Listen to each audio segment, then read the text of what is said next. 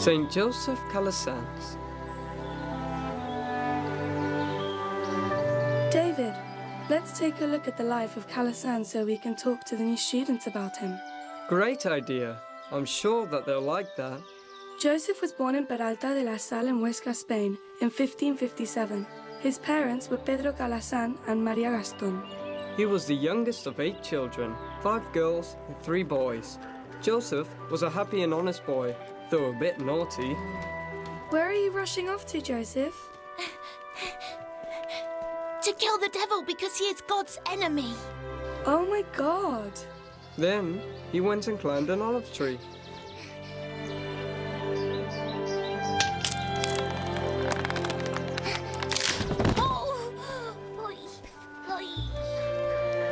And returned home exhausted. He left home at the age of 11 to study in Estadilla, close to his village. He was a smart kid and made the most of his time. Look, Joseph's already in class. He's always the first to arrive because he's such a good boy. Hey, little saint, have you said your prayers? Let him be. If only you were a bit more like him. He studied at the University of Lerida and later in Valencia and Alcalá de Henares. He wanted to be a priest. I was the mayor, and I'm the blacksmith. But I've lost your mother and your brother, Pedro, my heir. Now it's your turn to continue what I started. Joseph, you must marry, and in that way carry on our name. But Father, you can't make me do something I don't want to do. I want to be a priest, to serve God and help people. In the end, his father gave in, shortly after Joseph recovered from a serious illness. Of course, his father had no idea of the significance that the name Calasanz would have had in the future.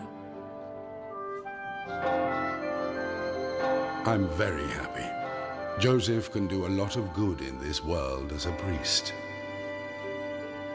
He was ordained at the age of 26. He lived in several villages and cities, always busying himself with caring for everyone. Calasanz was tall, strong, and very intelligent. He had all of his life ahead of him. He decided to go to Rome to seek a better future. I'll be back soon, my friends. I hope to get a good position in Rome very soon. Before you realize it, I'll be back here with you. Calasanz never imagined that he would not come back to Spain. Many adventures awaited him in Italy. You should feel at home here, Dr. Calasanz. I'd like you to be my right-hand man. I'll get you a good position and you'll soon return to Spain, a wealthy and famous man. Well, I am very grateful to you, Cardinal. As time passed, Calasanz didn't get the position he'd been after. He wanted to do something. His friends invited him to join an organization that helped the needy. Calasanz soon realized that there was much that needed to be done. Good God, so many needy people. Above all, so many children. Nobody cares about them. Everyone turns their back on them. Father Joseph, at least you see us and listen to us. Do you want to help us? Will you be back tomorrow? What's your name? My name is Matteo, and these are my friends, Paolo and Luigi. Of course I'll be back, Matteo. See you tomorrow. Goodbye, Father Joseph. Goodbye. See you tomorrow. See you tomorrow. Hurry, Dr. Calasanz. There's no time to waste. Dr. Brandini, the Santa Dorotea parish priest, is waiting for us. He wants us to give him a hand with the school that's opened in Trastevere. Yes, you're right. I've had fun with those kids. Let's go. I want to see this school. Jesus, what a mess I've got myself into. I don't know what to do. I came here looking for a better job, and I've ended up working with kids. They need someone who cares about them, and I feel I can do something. What should I do? Tell me that. Calasanz wasn't always sure about things. He had to stop and ask himself what he wanted. God, and also his friends, helped him out.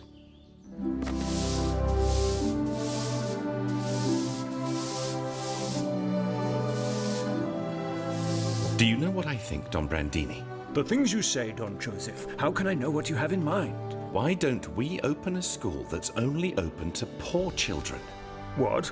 Just for the poor? And for free? Where will we find the money? Tell me that. That's a good question. I'll help. I'll buy paper and inkwells, you set up the classroom, and there we go. What else do we need? I don't know. I really don't. Come on, we can do it. We'll call them the Free Schools. Or just as good, the Pious Schools. And this is how the Calasanz schools began, the first public and free tuition schools in Europe.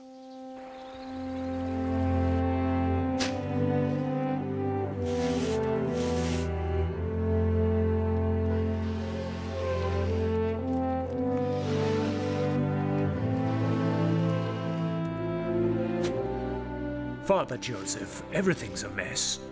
The Tevere has flooded the church and the school. I'm an old man. Don't you think we should give up now? What are you saying? There's so much to do.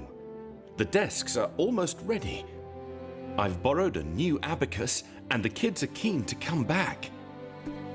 These children have given me what I was looking for. The best way to serve God. And I won't give it up for anything. From that time on, nothing was the same. You're right.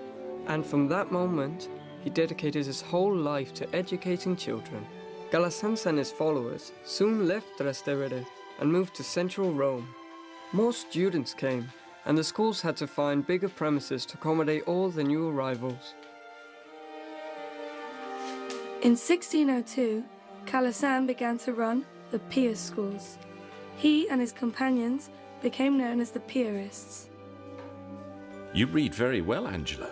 Now you have to get down to mathematics, because it's very important. Within a few years, it was possible to buy a house, so that the schools and the students could be in one place, the Church of St. Pantaleo Pious Schools. In St. Pantaleo at last. We can use all the space for the school and a house for us. It's easier to take the kids home from here.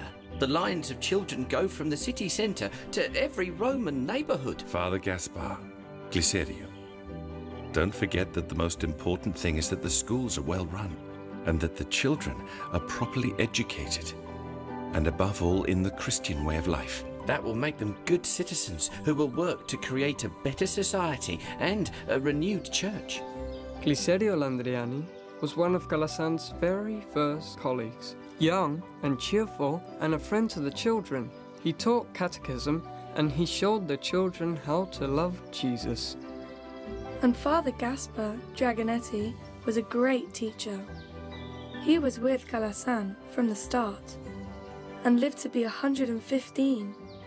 The Pious Schools are free schools, where all children are welcome, rich or poor, Christians or Jews, but those who have the least are the most welcome. And we educate all of them with love and piety and letters.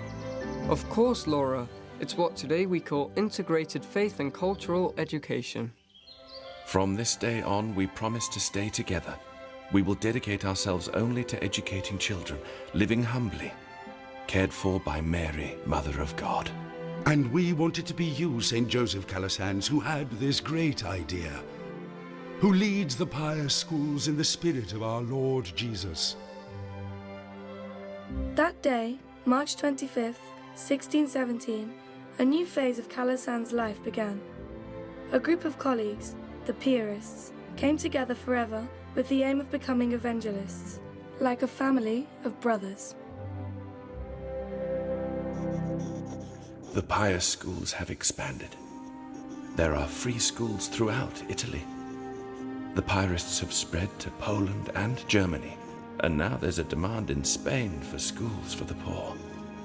I'm an old man now, and all I can do is write, receive the news and pray for them. Mary, show that you are a mother. Take care of the children and teachers, just as you cared for and taught Jesus.